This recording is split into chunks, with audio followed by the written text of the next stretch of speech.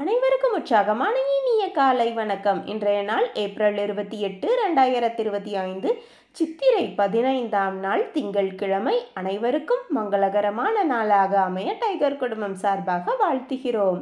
எண்ணிக்கை என்றுமே வாழ்க்கையை முடிவு செய்வதில்லை, எண்ணங்கள் தான் முடிவு செய்யும். எண்ணம் போல் வாழ்க்கை. எண்ணமும் செயலும் ஒரு சேர ஒரே இலக்கில் வைத்து பாருங்கள். உங்களுடைய வளர்ச்சிக்கான எண்ணங்கள் எளிதாக உங்கள் கைவசம் வந்து சேரும். இப்பொழுது நாம் அனைவரும் 8 மீது நிற்கிறோம். நமது விஷன் மிஷன் இறைவணக்கம் கூறப்போகிறோம். இதை நான் சொல்ல சொல்ல அதன் இடைவெளியில் நீங்களும் அதை திரும்பச் சொல்லுங்கள். அப்படி சொல்வதனால் உங்களுக்குள் ஆற்றல் பெருகுவதை நீங்கள் உணர்வீர்கள். உங்களுக்குள் ஆனந்தமும் ஆரோக்கியமும் நிலைத்திருக்க இது உதவும். Tiger vision. மனம், புத்தி, உடல் மூன்றும் சமநிலையில் இருந்தால் வாழ்க்கை பிரகாசிக்கும்.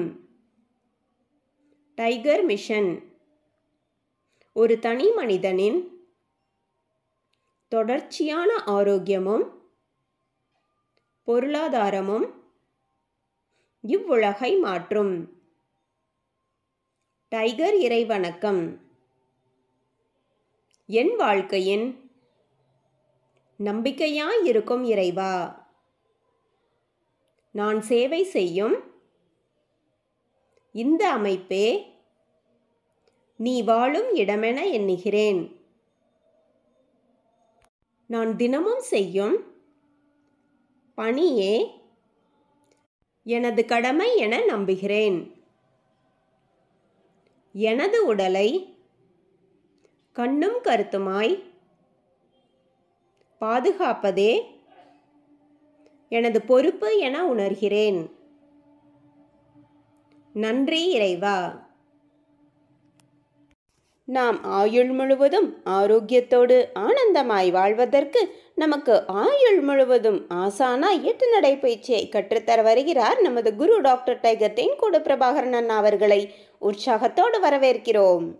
எல்லோருக்கும் இனிய காலை வணக்கம். இந்த அற்புதமான காலை வேளையில் 9 மூட்டுக்களையும் அசையக்கூடிய அற்புதமான பயிற்சிகளை முடிச்சுட்டு 27 முறை சூப்பர் பிரெயின் யோகா அப்படின்னு சொல்லக்கூடிய தோப்பு காரணங்களை முக மலர்ச்சியோட மனம் மகிழ்ச்சியோடு முடிச்சுட்டு 8 நடப்பதற்காக தயார் நிலையில் இருக்கிறோம். 8 மீது இருக்கிறோம். கிழக்கு மேற்காக நடப்பவர்கள் கிழக்கு திசையிலிருந்து மேற்கை நோக்கியும், தெற்கு வடக்காக நடப்பவர்கள் தெற்கு திசையிலிருந்து வடக்கை நோக்கியும் நமக்கான முதலடி எடுத்து வைத்து நடையை தொடங்கலாம்.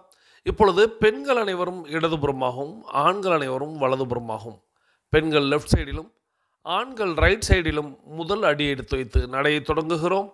நடை இயல்பாக இருக்கிறது, நடை தளர்வாக இருக்கிறது, தோள்பட்டை தளர்வாக இருக்கிறது, கழுத்து குனியாமல் இருக்கிறது, கால்கள் ஒன்றுக்கு முன்பு ஒன்று வருவது போல் நடந்து கொண்டு இருக்கிறோம். கைகள் அதன் இசைவில் அசைந்து கொண்டு இருக்கிறது. சுவாசம் சீர்நிலையில் இருக்கிறது. எண்ணம் நேர்மறையாக இருக்கிறது. மனம் மகிழ்வுடனும் அமைதியுடனும் இருக்கிறது. ஒற்றை சிந்தனையாளர்கள் அத்தனை பேரும் ஒற்றுமையோடு ஒரே திசையை நோக்கி பயணித்துக் கொண்டிருக்கிறோம். நமது பயணம் வெற்றிகரமாக அமைய எல்லாம் வல்ல இறைவனை துணை கலைத்து கொண்டு தொடர்ந்து பயணிக்கிறோம். ஒவ்வொரு விடியலும் நமக்கு பல விஷயங்களை கற்றுத்தந்து கொண்டே இருக்கிறது. நாம் பெற்றுக்கொண்டே இருக்கிறோம். அதை வாழ்வில் பயன்படுத்தி வெற்றி கண்டு கொண்டே இருக்கிறோம். அவ்வாறாக இன்றைய விடியலும் நமக்கு பல விஷயங்களை கற்றுத்தரப் போகிறது. நாம் பெற்றுக்கொள்ளப் போகிறோம். அதை வாழ்வில் பயன்படுத்தி வெற்றி காணப் போகிறோம். ஒவ்வொரு நாளும் நமது நடையை தொடங்கும் போது நாம் சில பல நினைவூட்டல்களை நினைவூட்டுவது வழக்கம். அந்த வகையில் இன்றைய நினைவூட்டல்கள் நம்மளுடைய உள்ளங்கைகளை மடக்கி பார்த்தல் அப்படிங்கிற ஒரு செயலை செய்து பார்க்க வேண்டும். இப்பொழுது நாம் நடையை தொடங்கி இருக்கிறோம். உள்ளங்கைகளை மடக்கி பார்த்தால் அது இயல்பாக இருக்கும். விரலின் நகங்களின் வண்ணங்களை பார்க்க வேண்டும். அவைகளும் இயல்பாகவே இருக்கும். நடையை தொடங்கும் பொழுது சுவாசத்தை சோதித்து பார்த்திருக்க வேண்டும். நம்மளுடைய 2 நாசியிலையும் சுவாசம் வருகிறதா அப்படின்னு இப்படி நம்மளுடைய சோதனைகளை செய்து தான் நம்மளுடைய பயிற்சிகளை தொடங்க வேண்டும். தொடர்ந்து நம்மளுடைய முதல் விஷயமாக நாம் செய்ய வேண்டியது நம்மளுடைய பயிற்சிகளை, முயற்சிகளை, நிகழ்ச்சிகளை, செயல்களை எதை தொடங்குவதற்கு முன்பாக நம்மளுடைய தாயை வணங்க வேண்டும், நம்மளுடைய தந்தையை வணங்க வேண்டும், நமது குருமார்களை வணங்க வேண்டும், நமது இயற்கையை, இறைவனை, பிரபஞ்சத்தை வணங்க வேண்டும். நம்மளுடைய இஷ்ட தெய்வங்களை வணங்கி கொள்ள வேண்டும். நமது மூதாதையர்கள் முன்னோர்களை வணங்கி கொள்ள வேண்டும். இவ்வாறாக நம்மளுடைய தாய் தந்தை குருமார்கள், இயற்கை, இறைவன், பிரபஞ்சம், இஷ்ட தெய்வங்கள், மூதாதையர்கள், முன்னோர்கள் இவர்களை வழிபட்டு அவர்களிடம் அருளாசி பெற்று அவர்களை வழித்துணைக்கு அழைத்து நமது பயிற்சிகளை நாம் தொடங்கி இருக்க வேண்டும். இவ்வாறாக தொடங்கப்படக்கூடிய அத்தனை செயல்களும் வெற்றியில் நிறைவடையும் என்பதை நினைவில் கொள்ளுங்கள். அவர்கள்தான் நமக்கு ஒரு ஊன்றுகோலாக, ஒரு தூண்டுகோலாக நமக்கு என்றென்றும் இருப்பார்கள். நம்மளை சிறப்பாக வழிநடத்துவார்கள், நம்மை வெற்றி பெற செய்வார்கள். அவர்களை வழிக்கு அழைத்து கொண்டு நமது பயிற்சிகளை தொடங்கினோமானால் நிச்சயமாக ஒவ்வொரு நாளும் வெற்றியை நாம் பெறுவோம் என்பதை இந்த நேரத்தில் நினைவூட்டி, தொடர்ந்து நம்மளுடைய இலக்கு எது என்பதை நினைவில் கொண்டு பயணிக்க வேண்டும். இலக்கில்லா பயணம் துடுப்பில்லா படகில் பயணிப்பது போல அப்படின்னு நான் அடிக்கடி சொல்லுவேன். ஸோ இலக்கை நிர்ணயித்து பயணிக்க வேண்டும். இலக்கை நாம் அடைய போகிறோம், தொட போகிறோம், வெற்றி காண போகிறோம் அப்படிங்கிற அந்த எண்ணத்தோடு பயிற்சியை தொடங்கினால் இலக்கு எதுவாக வேண்டுமானாலும் இருக்கலாம். நம்மளுடைய இலக்கு அப்படிங்கிறது எது சம்பந்தப்பட்டதாக இருக்கலாம். ஆனால் இலக்கின் முடிவை மட்டும் மனதில் கொண்டு அதை நோக்கி நாம் பயணிக்கிறோம் என்பதை நினைவில் கொண்டு நமது பயணத்தை தொடங்க வேண்டும். நமக்கு அருகில் குடிநீர் இருக்கும்படியாக பார்த்து கொள்ள வேண்டும். நாம் நடக்கும் இடத்தில் காற்றோட்டம் இருக்கும்படியாக பார்த்து கொள்ள வேண்டும். போதிய வெளிச்சம் இருக்கிறதா என்பதை நினைவில் கொண்டு நமது பயிற்சிகளை நாம் தொடங்க வேண்டும். நமது எண்ணத்தை சுத்தமாகவும் நமது உள்ளத்தை மகிழ்ச்சியாகவும் உற்சாகமாகவும் வைத்து நமது பயிற்சிகளை தொடங்க வேண்டும். புதியவர்கள், பேசிக் கோர்ஸில் பயணிக்கக்கூடியவர்கள் 10:30 நிமிடத்தில் மணியோசை கேட்டதுக்கப்புறம் நடையை மாற்றி நடக்கணும். பழையவர்கள், அதாவது அட்வான்ஸ் கோர்ஸில் பயணிக்கக்கூடியவர்கள், புதியவர்கள்ங்கிறது டைகர் குழுமத்தை பொறுத்தவரை 21 நாட்கள் தான். ஸோ அதன் பிறகு எல்லாருமே அட்வான்ஸ் கோர்ஸ் அப்படிங்கிற ஒரு பகுதிக்கு வர முயற்சிக்கணும். ஸோ அவர்களுக்கு 42 நிமிட நடை, 21 நிமிடங்களில் இடைவெளி சொல்லும் பொழுது அதன் பிறகு மாற்றி நடக்கணும். இதையும் ஒவ்வொரு நாளும் நினைவில் வையுங்கள். புதியவர்களுக்கு ஒரு மணியோசை 10:30 நிமிடத்தில் கேட்கும். அப்பொழுது அவர்கள் நடையை மாற்றி நடக்கணும்.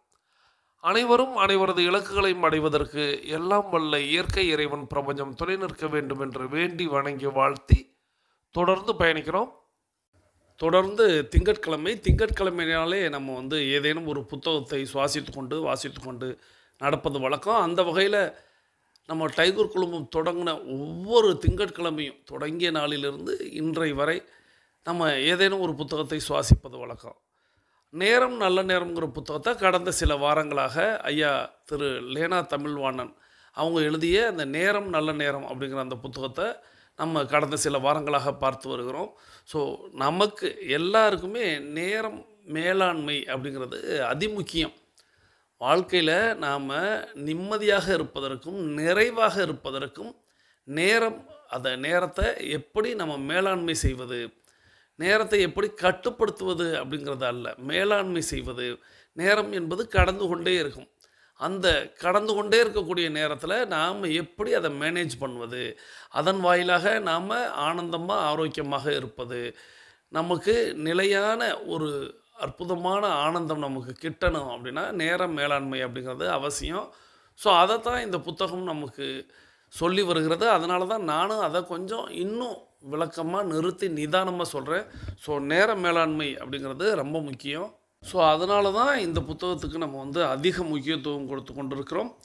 கடந்த வாரத்தில் நம்ம எதோடு நிறுத்தி இருந்தோம் அப்படின்னா, நம்மை சுற்றி என்னென்ன நடக்கின்றன என்பதை தெரிந்து கொள்ளாத 10ஆம் பசலியாக இருப்பது நல்லதல்ல.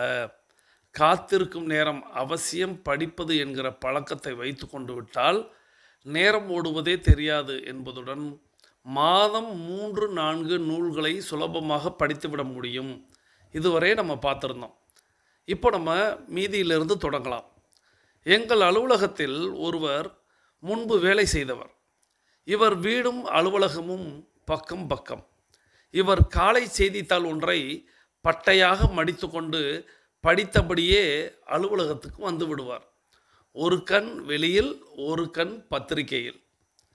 காத்திருக்கும் போதே படிப்பது என்கிற ஆவல் வந்துவிட்டால் நேரம் போவதே தெரியாது.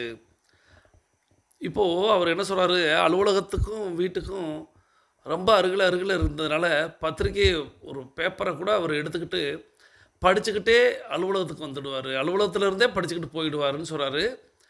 இது அவர் எழுதிய காலகட்டத்தில் சரியாக இருக்கும். ஆனால் இன்றைக்கி சாலைகள் அப்படிங்கிறது அருகில் அருகில் இருந்தால் கூட நம்மளுடைய கவனம் அப்படிங்கிறது எதிலாவது ஒன்றில் தான் இருக்க முடியும். அதனால் இந்த பாயிண்ட்டுக்கு நான் ஏற்புடையதாக இந்த காலத்தில் ஏற்புடையதாக இல்லை. அவர் அலுவலகத்துக்கும் வீட்டுக்கும் அருகில் அருகில்னு சொல்கிறாரு. நாம் நம்ம வீட்டுக்குள்ளாகவே இன்றைக்கி வந்து ஹாலிலேருந்து நம்ம திண்ணைக்கோ கிச்சனுக்கோ அப்படி போகிறோம்னா நம்ம படிச்சுக்கிட்டேலாம் போக முடியாது. ஏன்னா எது எப்பொழுது அப்படிங்கிறது தெரியாது. எந்த பொருள் எங்கே இருக்குங்கிறது நம்ம கவனிக்கணும். அப்போது நடையில் தான் நம்மளுக்கு கவனம் இருக்கணுமே ஒழிய நம்ம வந்து இந்த விஷயம் எனக்கு ஏற்புடையதாக இல்லை. காத்திருக்கும் போது படிப்பது என்கிற ஆவல் வந்துவிட்டால் நேரம் போவதே தெரியாது. டாக்டர் வீடுகள் போன்றவற்றில் காத்திருக்கும் நேரம் ஒரு சிறு பையில் நமக்காக வந்து காத்திருக்கும் கடிதங்கள், லெட்டர் பேட் அல்லது இன்லைன் லெட்டர், ஹெட்டுகள், கார்டுகள் ஆகியவற்றை எடுத்துக்கொண்டு விட வேண்டும். எவரை பற்றியும் கவலைப்படாமல் வெட்கப்படாமல் மருத்துவமனையில் இருக்கையில் அமர்ந்தபடி கடிதங்களுக்கு பதில் எழுதி முடித்து விடலாம். கையெழுத்து சற்று சுமாராகிவிடும். அதனால் என்ன, அதாவது வீடுகளில் டாக்டர் வீடுகள்னு எழுதியிருக்கிறார். இன்றைக்கி டாக்டர் வீடுகள்லாம் யாரும் போய் காத்திருக்க போகிறதில்ல, எல்லாருமே மருத்துவமனையில் காத்திருக்கிறாங்க. அப்பொழுது அந்த நேரத்தில் அவர் என்ன சொல்கிறார் அப்படின்னா, இதெல்லாம் அப்போது அந்த காலத்தில் அவர் காலத்தில் எழுதிய காலத்தில் சொல்கிறார். கடிதங்கள், letter pad, letter head, inland letter head, அப்புறம் கார்டுகள், போஸ்ட் கார்டுகள், இவைகளெல்லாம் எடுத்து படிக்கணும். படிச்சுட்டு பதில் கூட நம்ம எழுதலாம். யாரை பற்றியும் கவலைப்படாதீங்க, வெட்கப்படாதீங்க அப்படிங்கிற ஒரு விஷயத்த சொல்கிறார். நிறைய நேரங்களில் நம்ம மக்கள் எல்லாருக்குமே இந்த வெட்கம் அப்படின்னு ஒன்று இருக்கும். ஆஹா, இப்போ எடுத்து வச்சு நம்ம எழுதினோம்னா படித்தோம்னா யாரும் எதேனும் பார்ப்பாங்களா அப்படின்னு.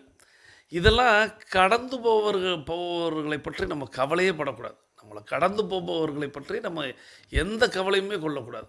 இந்த பஸ்ஸுலேயோ ரயில்லையோ நம்ம வந்து பயணிக்கிறோம் அப்படின்னா நமக்கான வேலைகளை நம்ம செய்யலாம். ஆஹா, எதிரில் உள்ளவங்க பார்க்குறாங்க அல்லது சிரிக்கிறாங்க அப்படின்னா கூட கண்டுகொள்ளக்கூடாது.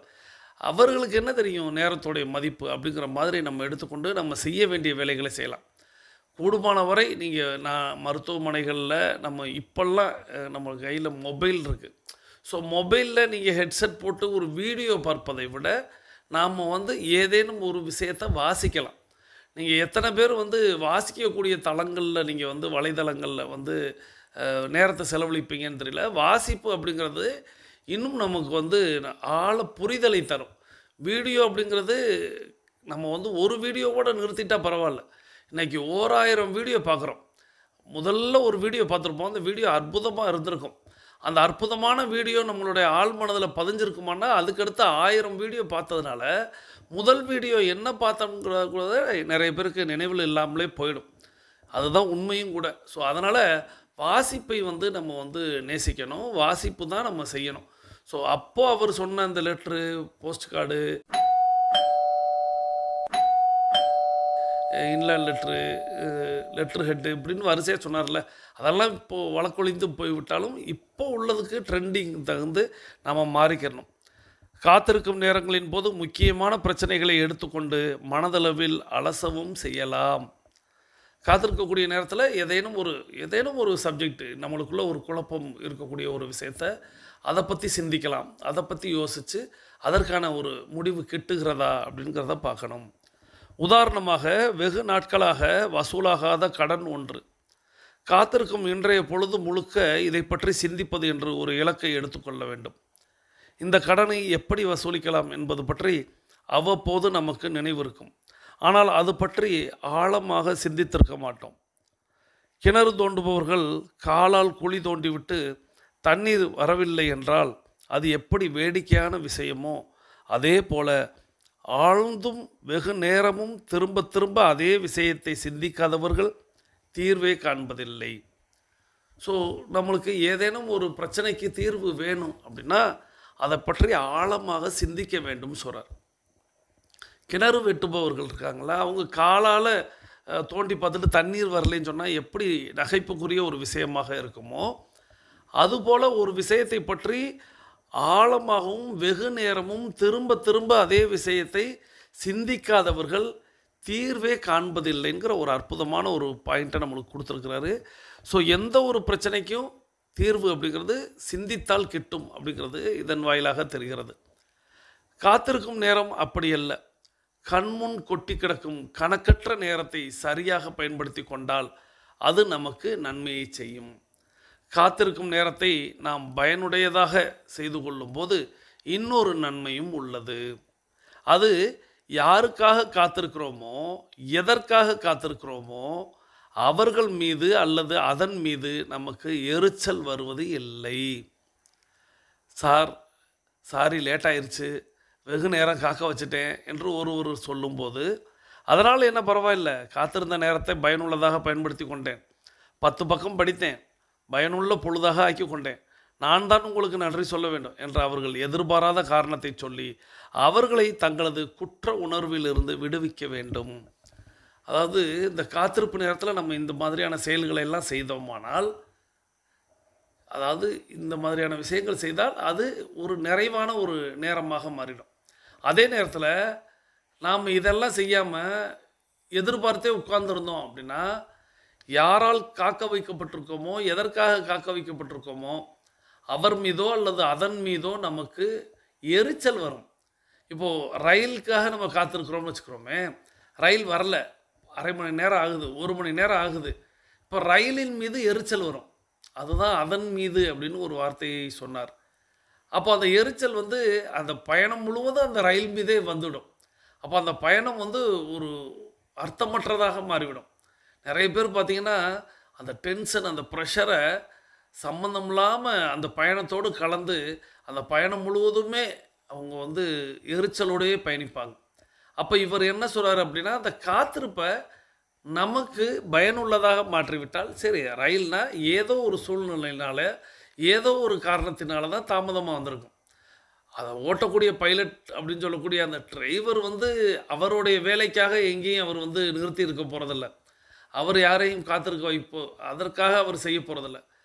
அவர் வரும் வழியில் அல்லது ஏதேனும் ஒரு சூழ்நிலையில் காரணத்தினால அந்த ரயில் தாமதமாக இருக்குமே தவிர அவரை திட்டியோ அல்லது ரயிலை திட்டியோ பிரயோஜனம் இல்லை. அப்போது நாம் அந்த நேரத்தை எப்படி பயனுள்ளதாக மாற்றினால் அந்த காத்திருக்க வைக்கக்கூடியவரை கூட நம்ம இப்படி ஒரு பதிலை சொல்லி, உங்களால் எனக்கு ஒரு 10 பக்கம் படிக்க முடிந்தது, பயனுள்ளதாக அமைந்தது, அதற்கு நான் தான் நன்றி சொல்லணும்னு திரும்ப சொல்லும்போது அவர்களை நம்ம அந்த குற்ற உணர்விலிருந்து நம்ம வெளிக்கொண்டு வர முடியும் அப்படிங்கிற ஒரு அற்புதமான புள்ளியை சொல்கிறார்.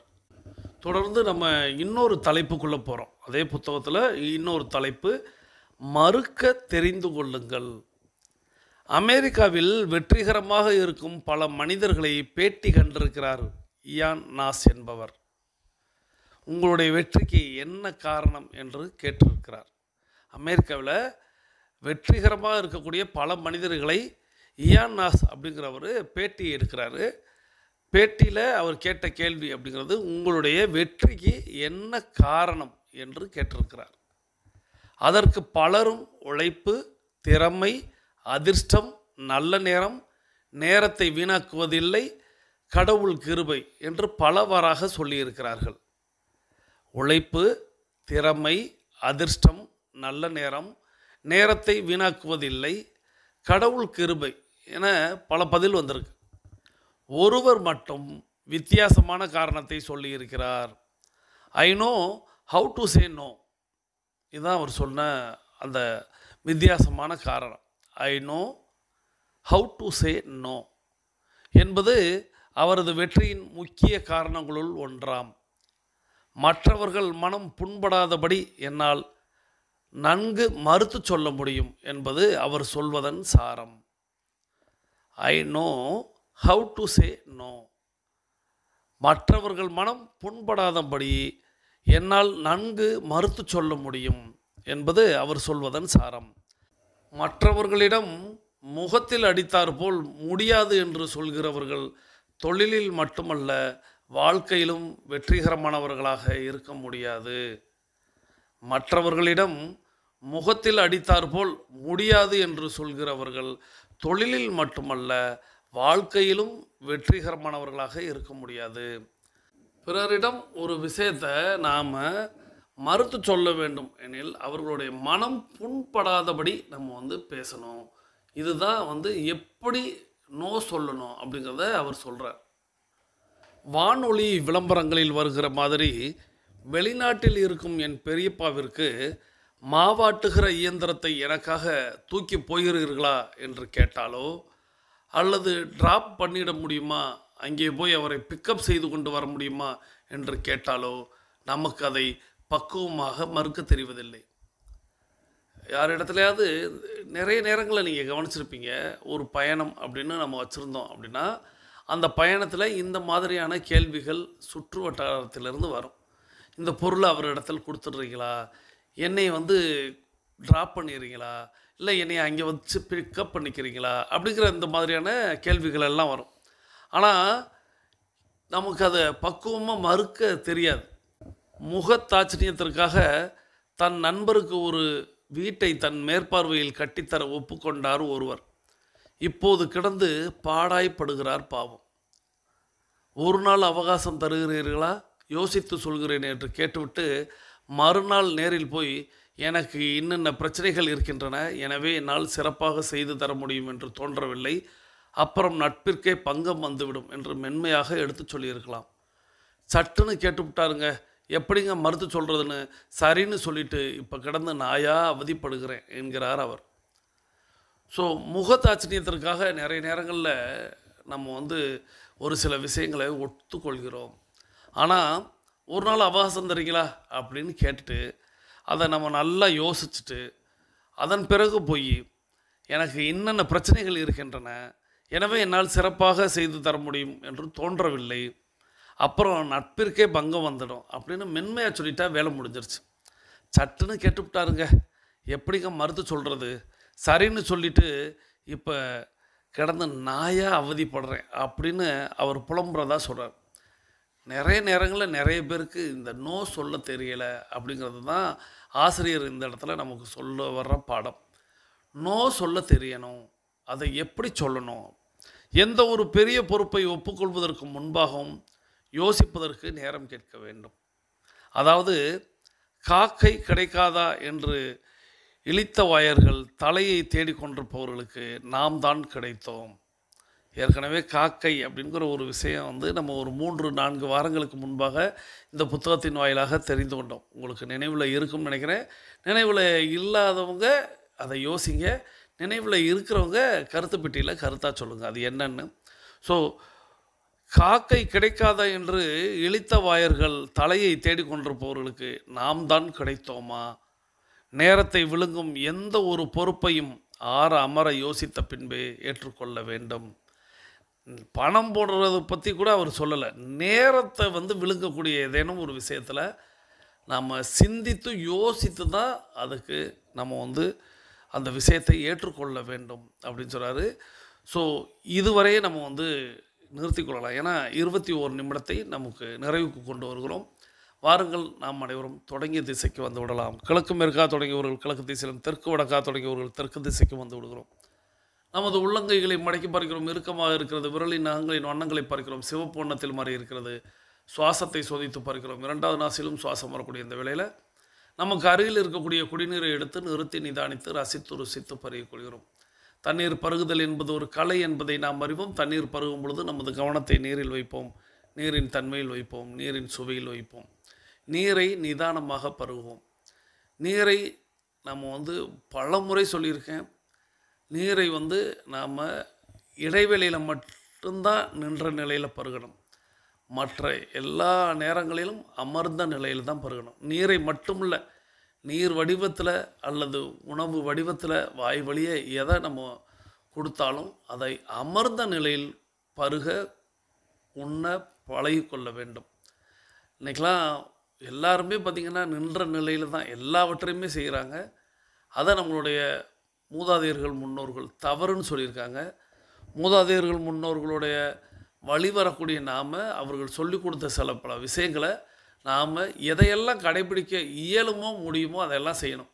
இல்லை ஃபாஸ்ட் ஃபுட் காலம் அப்படின்னு சொல்லிட்டு ஓடிக்கிட்டு இருந்தோம்னா அது தவறான முறை. எங்கேயா இருந்தாலும், நீங்கள் ஒரு தேநீர் கடையாக இருந்தாலும் அமர்ந்து பருகக்கூடிய தேநீர் கடையாக இருக்குதான்னு பாருங்கள், அங்கே அமர்ந்து பருகுங்க. ஒருவேளை அந்த இடத்துல இல்லை அப்படின்னா வேறு ஒரு இடத்துக்கு கூட நீங்கள் நகர்ந்துடலாம். அதுதான் சூழல் அப்படின்னு சொல்லிட்டு அதுக்குள்ளேயே சிக்கிக்கொள்ள வேண்டாம். தேநீர் பருகலைன்னா ஒன்றும் சிக்கல் வரப்போகிறதில்ல. ஆனால் நின்று கொண்டு பருகினால் சிக்கல் வரும். அப்போது நாம் அதற்கான இடத்த தேடணுமே தவிர கிடச்சிடுச்சு அப்படின்ட்டு ஒரு இடத்துல நம்ம வந்து அதை நின்று பருகி விடக்கூடாது. ஸோ தண்ணீர் பருகும் பொழுது நீங்கள் இதை நினைவில் கொள்ளுங்கள். நீங்கள் இதை காலையிலேயே யோசிக்க ஆரம்பிச்சிட்டிங்க அப்படின்னா, தண்ணீர் பருகிறத பற்றி, நான் உணவு அருந்துறதை பற்றி சொல்லிட்டேன் அப்படின்னா, அது கண்டிப்பாக இன்றைய நாள் முழுவதும் அது வந்து உங்களுடைய நினைவில் வந்து வந்து போகும். அப்போ நீங்கள் அதை சரியாக கடைப்பிடிப்பீங்க. அதற்காக தான் நான் ஒவ்வொரு நாளும் இந்த விஷயத்தை சொல்கிறேன். இப்போ தண்ணீர் பருகி முடிச்சிருப்பீங்க. உங்களுடைய மொபைல் ஃபோனை கையில் எடுத்துகிட்டு கருத்து பதிவிட போகிறீங்க. கமெண்ட் பாக்ஸில் நம்மளுடைய கருத்தை பதிவிட வேண்டிய நேரம். இப்போது முதல் கேள்வி, தினசரி நடவடிக்கை அறிக்கை, டெய்லி ஆக்டிவிட்டி ரிப்போர்ட் சமர்ப்பித்து விட்டீர்களா? தினசரி நடவடிக்கை அறிக்கை அப்படின்னு சொல்லக்கூடிய டெய்லி ஆக்டிவிட்டி ரிப்போர்ட் சமர்ப்பித்து விட்டீர்களா? இது முதல் கேள்வி. இரண்டாவது கேள்வி அப்படிங்கிறது, உங்களுடைய காத்திருக்கக்கூடிய நேரத்தில் நீங்கள் என்ன பயனுள்ள விஷயத்தை செய்வீங்க? நீங்கள் எதற்காவது காத்திருக்கக்கூடிய வேளையில் நேரத்தில் நீங்கள் பயனுள்ள விஷயமாக எதை செய்வீர்கள்? அதை நீங்கள் சொல்லலாம். இப்போ நான்லாம் சொன்னேன், புத்தகம் வாசிப்பேன், அல்லது மொபைலில் கூட ஏதேனும் ஒரு வாசிப்பை நம்ம செய்வேன், அல்லது எழுத வாய்ப்பு இருந்தால் எழுதுவேன். எங்கெல்லாம் எப்படிலாம் நேரம் கிடைக்குதோ அப்போல்லாம் ஏதேனும் ஒன்று செய்வேன். ஸோ ஏன்னா இப்போ நான் கையில் மொபைல் ஃபோன் வச்சுருக்கிறதுனால, மொபைல் ஃபோன் மூலமாக இப்போ உங்களுக்கு இன்றைக்கி நாளைக்கு அப்படின்ட்டு நான் ஒவ்வொரு தலைப்பு எடுத்து வச்சுருக்கிறேன் அல்லவா, அதற்கு கூட இந்த தம்ப்நெயில் அப்படின்னு சொல்லக்கூடிய இந்த ஸ்டிக்கர், நான் இனிய காலை வணக்கம் சொல்கிறோம்ல, அது கூட நான் செய்து வைத்து விடுவேன். அந்த தேதியை போட்டு அந்த மாதிரி செஞ்சு வச்சுடுவேன். அந்த மாதிரி எப்பொழுதெல்லாம் என்ன நேரம் கிடைக்குதோ அதற்கு தகுந்து நான் அந்த காத்திருப்பு நேரத்தை நான் சரி செய்வேன். நீங்கள் அந்த மாதிரி என்ன செய்வீங்க? இதுதான் இரண்டாவது கேள்வி. மூன்றாவது, நம்மளுடைய வெற்றி ஸ்லோகன் எழுத வேண்டிய நேரம். நலத்துடன் வாழ்க, வளத்துடன் வாழ்க. நலத்துடன் வாழ்க, வளத்துடன் வாழ்க. இந்த வெற்றி ஸ்லோகனை ஒரு முறை எழுதி இருமுறை வாசித்து நீங்கள் போஸ்ட் பண்ணுங்கள். உங்களுடைய வாழ்க்கையில் ஒரு திருப்பு முனையை இந்த வாசகம் உண்டு பண்ணித்தரும். பிரபஞ்சத்துக்கு மிகவும் பிடித்த வார்த்தைகளில் இதுவும் ஒன்று. ஸோ இந்த வெற்றி ஸ்லோகனை டைகர் கிளப்பில் உள்ளவங்க எல்லாருமே பயன்படுத்தணும். அப்படிங்கிறதுனால தான் அதை நித்தம் எழுதி வருகிறோம். நலத்துடன் வாழ்க, வளத்துடன் வாழ்க. இது பிறரை சொல்வது போலவும் இருக்கும், உங்களுக்கு நீங்களே சொல்லிக்கொள்வது போலவும் இருக்கும். ஸோ இதை எழுதி நீங்கள் சென்ட் பண்ணிவிட்டு, பேசிக் கோர்ஸில் இருக்கக்கூடிய சகோதர சகோதரிகள் அஃபர்மேஷன் விசுவலைசேஷன் செய்துட்டு மீதம் இருக்கக்கூடிய ஆடியோ கேட்க வாங்க. அட்வான்ஸ் கோர்ஸில் இருக்கக்கூடிய 42 நிமிட நடைக்காரர்களுக்கான அடுத்த சுற்று தொடங்குகிறது. இப்பொழுது ஆண்கள் அனைவரும் இடதுபுறமாகவும் பெண்கள் அனைவரும் வலதுபுறமாகவும், ஆண்கள் லெஃப்ட் சைடிலும் பெண்கள் ரைட் சைடிலும் முதலடி எடுத்து வைத்து நடையை தொடங்குகிறோம். நடை இயல்பாக இருக்கிறது, நடை தளர்வாக இருக்கிறது, தோள்பட்டை தளர்வாக இருக்கிறது, கழுத்து குனியாமல் இருக்கிறது, கால்கள் ஒன்றுக்கு முன்பு ஒன்று வருவது போல் நடந்து கொண்டு இருக்கிறோம், கைகள் அதனை செய்வில் அசைந்து கொண்டு இருக்கிறது, சுவாசம் சீர்நிலையில் இருக்கிறது, எண்ணம் நேர்மறையாக இருக்கிறது, மனம் மகிழ்வுடனும் அமைதியுடனும் இருக்கிறது. ஒற்றை சிந்தனையாளர்கள் அத்தனை பேரும் ஒற்றுமையோடு ஒரே திசையை நோக்கி பயணித்து கொண்டு இருக்கிறோம். நமது பயணம் வெற்றிகரமாக அமைய எல்லாம் வல்ல இறைவனை துணை கலைத்து கொண்டு தொடர்ந்து பயணிக்கிறோம்.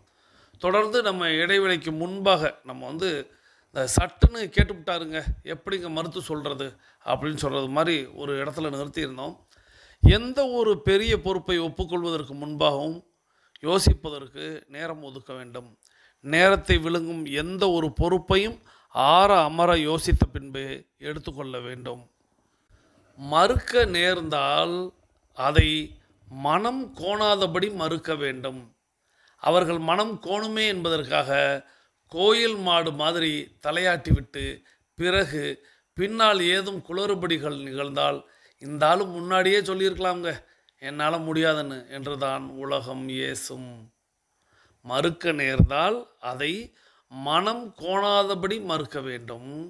அவர்கள் மனம் கோணுமே என்பதற்காக கோயில் மாடு மாதிரி தலையாட்டிவிட்டு பிறகு பின்னால் ஏதும் குளறுபடிகள் நிகழ்ந்தால் இந்த ஆளும் முன்னாடியே சொல்லியிருக்கலாம்ல, என்னால் முடியாதுன்னு என்றுதான் உலகம் ஏசும்.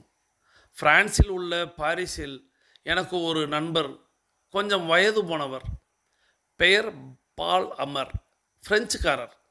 பாரிஸ் ஜமால் மூலம் எனக்கு அறிமுகமானவர்.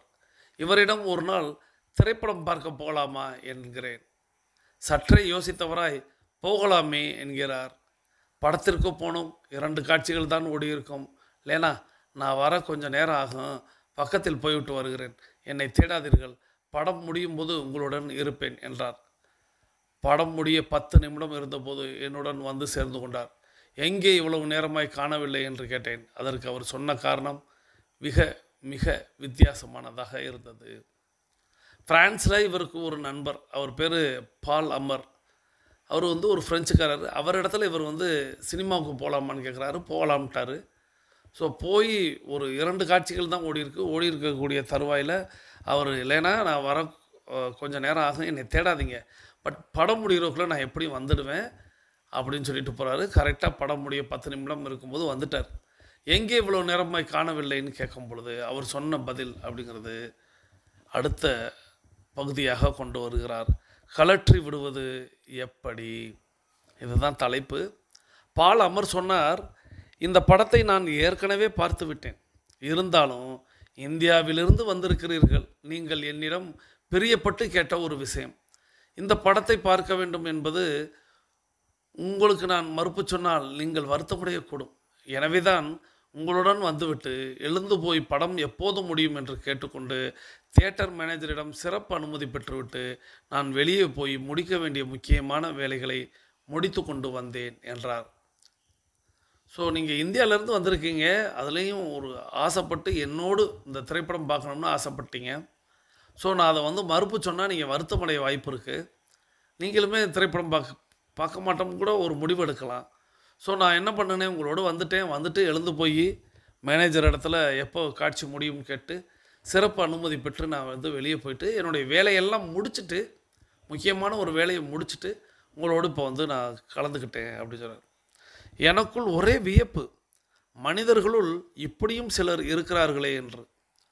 குறிப்பறிந்து நடக்காதவர்கள், சூழ்நிலை அறிந்து பேசாதவர்கள் உண்டு. இவர்களோடு பெரிய தொல்லை தான்.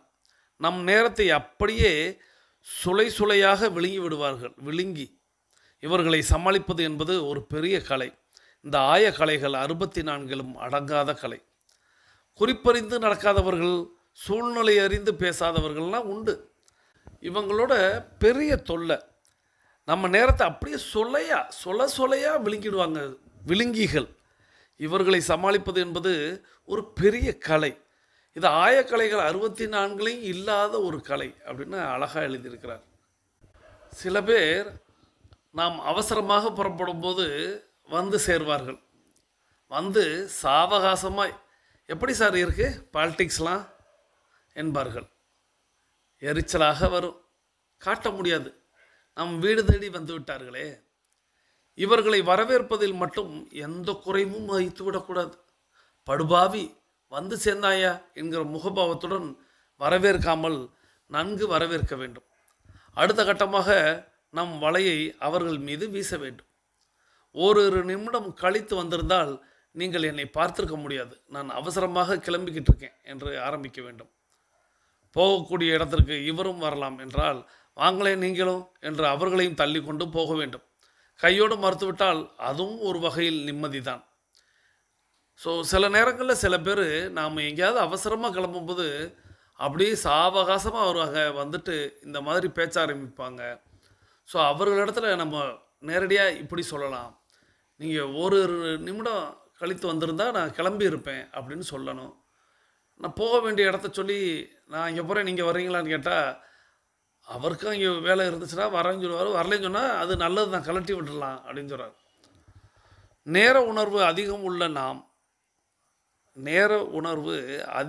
உள்ள நாம் இந்த இடத்துல பிராக்கெட் போட்டு அவர் என்ன சொல்கிறாருன்னா, வந்து விட்டது என்று நம்புகிறேன். நேர உணர்வு உங்களுக்கும் வந்துடுச்சு அப்படின்னு அவர் நம்மளை நம்புகிறார். நேர உணர்வு அதிகம் உள்ள நாம் நேர உணர்வே இல்லாதவர்களை இழுவைக்கு வரும்படி வற்புறுத்தலாம். அத்தகைய இழுவைக்கு ஒத்துழைக்காதவர்களுக்கு அதிக முக்கியத்துவம் கொடுக்க வேண்டியதில்லை. சாப்பிடுங்கள், டெலிவிஷன் பார்த்து கொண்டிருங்கள், பத்திரிகை படியுங்கள், நான் போய்விட்டு வந்து விடுகிறேன் என்று தாட்சணியம் இல்லாமல் உதறிவிடலாம். அதாவது நமக்கு நேர உணர்வு இருக்குது, மற்றவர்களுக்கு இல்லை அப்படின்னா அவங்கள நம்மளுடைய இழுவைக்கு இழுத்து பார்க்கலாம். இழுக்க வரலைன்னா விட்டுட்டு போயிடலாம்.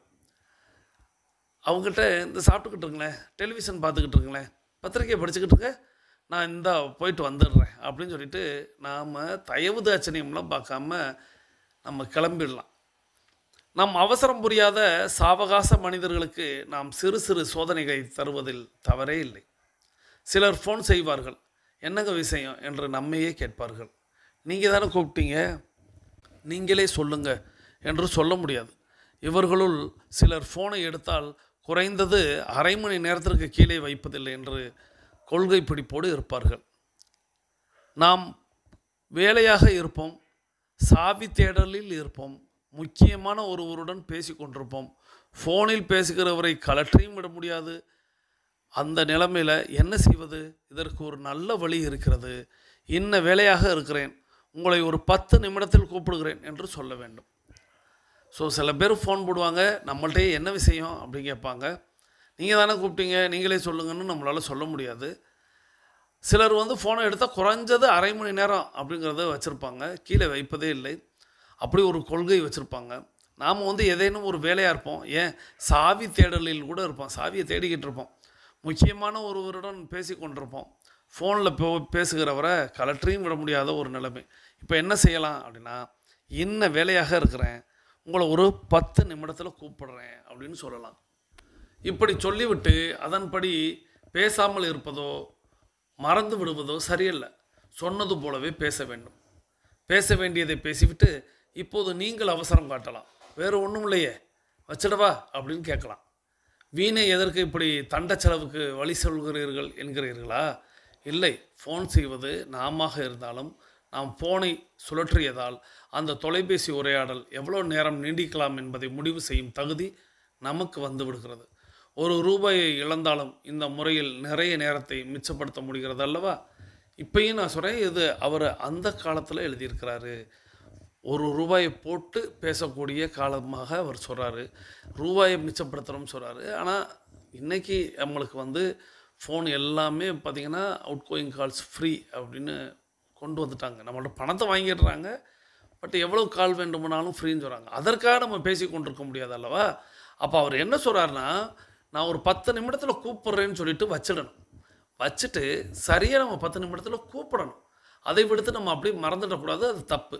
கூப்பிட்டுட்டு என்ன விஷயமா பேசுகிறீங்கன்னு கேட்டுட்டு, சரி நீங்களும் வேலையாக இருப்பீங்க, எனக்கும் வேலை இருக்குது, நான் வச்சிடவா அப்படின்னு சொல்லிட்டு நாம் டயல் பண்ணினோம்னா அந்த கேள்வியை நம்ம கேட்க முடியும் அப்படிங்கிற மாதிரி கொண்டு வர்றார். ஸோ இது நேரம் காசு அப்படிங்கிற ஒரு சூழலில் சொன்னாலும் நாம் டயல் பண்ணால் நாமளே திரும்ப கட் பண்ணுறதுக்கு அது ஒரு நல்ல வழிவகையாக இருக்குது. நேரத்தின் அருமை தெரியாமல் நேரில் மணிக்கணக்கில் பேசி நம்மளை கொல்லாமல் கொல்லும் அறுவை ஆசாமிகளையும் இதே பாணியில் கையாளலாம். பிளேடு மன்னர்கள் நம்மிடம், உங்களை நான் பார்த்து முக்கிய விஷயமாக அமர பேசணும், எப்போ வரட்டும் என்று கேட்டால், நீங்கள் எதுக்கு சிரமப்படுறீங்க, நான் வரேன் என்று சொல்லிவிட்டு அவர் வீட்டில் ஆஜராகிவிட வேண்டும். இந்நிலையில் அந்த முக்கிய விஷயம் உங்கள் நேரத்தை அதிகம் சாப்பிடாதபடி பார்த்து கொள்ளும் சாமர்த்தியம் உங்கள் கையில். ஸோ நிறைய பேர் இருப்பாங்க, அதை பிளேடு மன்னர்னே சொல்கிறாரு, அறுவை அப்படின்னு சொல்லுவோம். அந்த மாதிரியான அறுவை ஆசாமிகளை, பிளேடு மன்னர்களை, அவங்க நம்மளிடத்துல நம்மளை பார்த்து ஒரு விஷயம் பேசணும்னு சொன்னால், நீங்கள் ஏன் அலையணும், நீங்கள் எதுக்கு சிரமப்படுறீங்க, நானே வர்றேன் அப்படின்னு சொல்லிட்டு அவர் வீட்டுக்கு போயிட்டு அங்கேயும் அந்த நேரத்தை நம்ம சாப்பிடாதபடி, அதிகம் சாப்பிடாதபடி பார்த்து கொள்ளும் சாமர்த்தியம் நம்ம கையில். அலுவலகத்திலும் இப்படித்தான். உடன் பணிபுரிபவர் எதிர் இருக்கையில் அமர்ந்து கொண்டு வேலைகளை கெடுக்கிறார் என்றால் அதற்கு இடம் கொடாமல், நீங்கள் உங்கள் சீட்டில் இருங்க, நான் வர்றேன் என்று சொல்லி அதன்படி போய் சட்டுப்புற்றென்று பேசி முடித்துவிட்டு நம் இருக்கைக்கு திரும்பி விடலாம். அலுவலகத்துலேயும் எதிர் சீட்டில் இருக்கக்கூடிய யாரேனும் ஒருத்தர் நம்மளுடைய வேலையை கெடுக்கிறாருன்னா, நீங்கள் ஏங்க உங்கள் சீட்டில் இருங்க, நான் வர்றேன் அப்படின்னு சொல்லிட்டு அங்கேயே போயிட்டு சட்டுப்புட்டுன்னு அந்த வேலையை முடிச்சுட்டு நாம் நம்மளுடைய இருக்கைக்கு திரும்பிடலாம். சந்திக்க நேரம் கேட்டால் ஒரு 15-20 நிமிடங்களில் பேசி முடித்து விடுவோமா என்று முதலிலேயே நேரக்கெடு நிர்ணயித்து விட வேண்டும். இதை செய்தால் 2 மணி நேரம் பேசி என்னை ராவுன்னு ராவிட்டார்னு சொல்ல வேண்டிய அவசியம் வராது. யாரேனும் நம்மள்ட்ட சந்திக்க நேரம் கேட்டால் நம்ம வந்து ஒரு ஒரு 15 நிமிடம் 20 நிமிடம் போதுமா, நான் கொஞ்சம் அவசர வேலையாக இருக்கிறேன் அப்படிங்கிற மாதிரி சொல்லிவிட்டு நம்ம அந்த டயத்துக்குள்ளாக அதை கொண்டு வருவதற்கு பார்க்கணும். 2 மணி நேரம் பேசி என்னை ராவுன்னு ராவிட்டாருங்கிற அந்த சொல் அவசியம் வராத அளவுக்கு நம்ம பார்த்துக்கணும். வெளிநாடுகளில் பிஸியான மனிதர்கள் எல்லோரும் கேட் பாலிசி என்று ஒன்று வைத்து கொள்கிறார்கள். தொலைபேசி இவர்கள் எடுக்க மாட்டார்கள், பர்சனல் ஃபோன்கள் வைத்து கொள்ள மாட்டார்கள், உதவியாளர்களை வைத்து கொண்டு தேடி வருகிற மனிதர்களையும் வருகிற தொலைபேசிகளையும் பிரமாதமாக சமாளிப்பார்கள். ஸோ இது வந்து கேட் பாலிசி அப்படின்னு சொல்கிறாங்க. ஃபோனை அவங்க வச்சுக்கிற மாட்டாங்க, ஆனால் உதவியாளர்னு ஒருத்தட்ட வச்சு அவர் இடத்துல தான் தொலைபேசி, அவர் இடத்துல தான் வந்து பர்சனல் ஃபோனு, இப்படி தேடி வர்றவங்கள ரொம்ப எளிதாக வந்து அவங்க சமாளிக்கிறாங்க. அப்பாயின்மெண்ட் வாங்கியிருக்கிறீர்களா சார், ரொம்ப பிஸியாக இருக்கிறார் அப்படின்னு பந்தா பண்ணுவார்கள். பாஸுக்கு இன்னும் 5 நிமிடத்தில் மீட்டிங் இருக்குது, இதை மனசில் வச்சுக்கிட்டு பேசுங்க என்பார்கள். இதை பாஸ் காதிலும் போட்டு விடுவார்கள். ஸோ அப்பாயின்மெண்ட் வாங்கியிருக்கீங்களா அப்படின்னு வச்சுருக்கீங்களா, பாஸ் வந்து ரொம்ப பிஸியாக இருக்கார், சார் ரொம்ப பிஸியாக இருக்கிறாரு, இன்னும் 10 நிமிடத்தில் வந்து ஒரு 5 நிமிடத்தில் ஒரு மீட்டிங் இருக்குது, நீங்கள் அதை மனசில் வச்சுக்கிட்டு போயிட்டு பேசிட்டு வாங்க அப்படின்னு சில பேர் பந்தா காட்டுவாங்க. அந்த உதவியாளர்கள் இந்த மாதிரியெல்லாம் செய்துட்டு பாஸ்ட்டையும் சொல்லிடுவாங்க, உங்களுக்கு 5 நிமிடத்தில் மீட்டிங் இருக்குதுன்னு சொல்லியிருக்கேன், 10 நிமிடத்தில் மீட்டிங் இருக்குதுன்னு சொல்லியிருக்கேன்னு சொல்லி. ஏதும் பிரச்சனை என்றால் அதை ஆதியோடு அந்தமாக கேட்டுக்கொள்ளாமல் உதவியாளர்கள் மேலாளர்களை விட்டு பேச சொல்லி விஷயத்தின் சாரத்தை மட்டும் வாங்கி கொண்டு அதற்கு தீர்வு காண்பார்கள். இதன் மூலம் ஏராளமான அலுவலக நேரம் மிச்சமாகும். எதுவும் பிரச்சனைன்னு வந்துட்டால் கூட அதை ஆதியோடு அந்தமாக கேட்டுக்கொள்ளாமல் ஃபுல்லாக ஆரம்பத்தில் இருந்து கடைசி வரையெல்லாம் கேட்க மாட்டாங்க. அதை வந்து அவங்களுடைய செக்ரட்டரி மூலமோ மேனேஜர் மூலமோ உதவியாளர்கள் மூலமோ மேலாளர்கள் மூலமோ அதை கேட்டு வாங்கி தெரிஞ்சுக்கிட்டு அந்த விஷயத்தின் சாராம்சத்தை மட்டும் புரிஞ்சுக்கிட்டு அதற்கு ஒரு தீர்வை காண்பார்கள். இதன் மூலம் ஏராளமான அலுவலக நேரம் மிச்சமாகும்.